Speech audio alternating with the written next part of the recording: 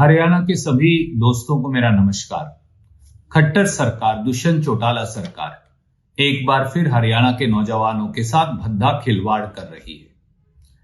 हरियाणा के CM tweet करके झूठी वाहवाही लूट रहे हैं, परंतु पीजीटी और टीजीटी अध्यापकों की पोस्ट को कौशल निगम से भरकर, वो भी बगैर किसी क्राइटेरिया के, बगैर किसी मापदंड के, बगैर मेरिट को डिस्क्लोज किए, एक बार फिर इस पूरी भर्ती प्रक्रिया पर भी और नौजवानों के भविष्य पर भी प्रश्न चिन्ह खड़ा कर रखा है। ट्वीट खेलकर खट्टर साहब बच्चों की जिंदगी से खिलवाड़ मत करिए, सीधी सीधी बातों का जवाब दीजिए। और मेरे आपसे 10 सवाल हैं। पहला, क्या पीजीटी की post group B gazetted post नहीं है? साल 2019 में हरियाणा स्टाफ सिलेक्शन कमीशन से रेगुलर भर्ती के लिए इन्हीं पोस्टों को एडवर्टाइज किया।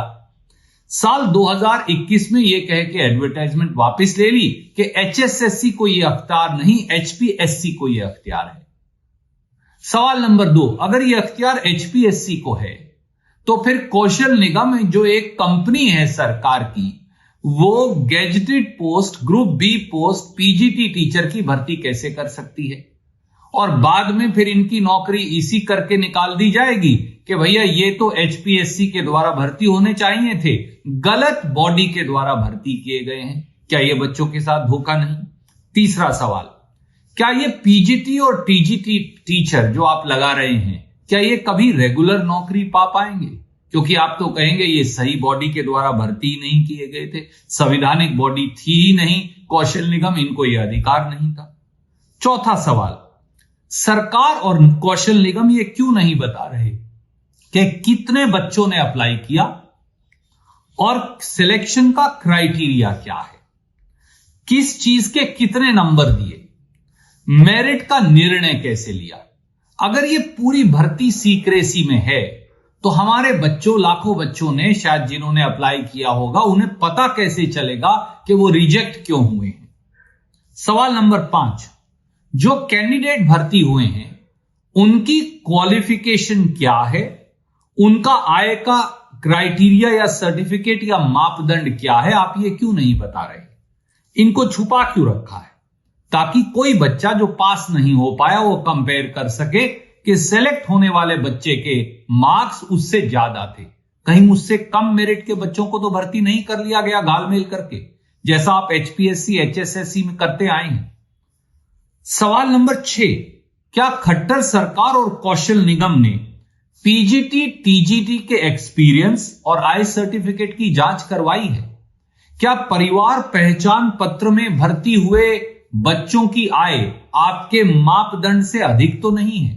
क्या सैकड़ों शिकायतें इस बारे में आपको प्राप्त नहीं हुई तो आपने उनका क्या किया? सवाल नंबर 7, क्या कौशल निगम द्वारा की गई इस भर्ती में पीजीटी टीजीटी टीचर की अनुसूचित जाति और बैकवर्ड क्लास एससी बीसी का आरक्षण दिया गया है? कौशल निगम में आरक्षण क्यों नहीं दिया गया? क्या संविधान में जो सम्मत आरक्षण है उसको कौशल निगम, जो सरकार का निगम है, रिजेक्ट कर सकता है? सवाल नंबर 8, क्या रेगुलर टीजीटी और पीजीटी टीचर आने पर इन सारे 4000 के करीब बच्चों को जो आपने भर्ती किए हैं टीचर, इनको आप हटा देंगे? सच्ची बात यह है कि ये सारे सवाल इसलिए उठ रहे हैं कि एक झुंझुना आपने इन बच्चों को थमा दिया। जैसे क्लर्क की भर्ती में बाद में कहा कि तुम्हारे सर्टिफिकेट वाजिब नहीं थे, उन्हें निकाल दिया, बाद में आप इन बच्चों को भी निकाल देंगे। ये बच्चे कभी पक्के भी नहीं हो पाएंगे, ये बच्चे आपने संवैधानिक आधार पर भी नहीं लगाए हैं। तो आप उन बच्चों को जिन्हें खारिज कर दिया गया और उन बच्चों को जिन्हें आप टीजीटी पीजीटी टीचर लगा रहे हैं, दोनों के जिंदगियों के साथ खिलवाड़ कर रहे हैं। इसमें केवल और केवल युवाओं का शोषण होगा और ठेके पर लगे इन बच्चों का भी जो भविष्य है वो अंधकार में चला जाएगा। खट्टर साहब, हरियाणा का युवा चाहता है कि आप जवाब दें।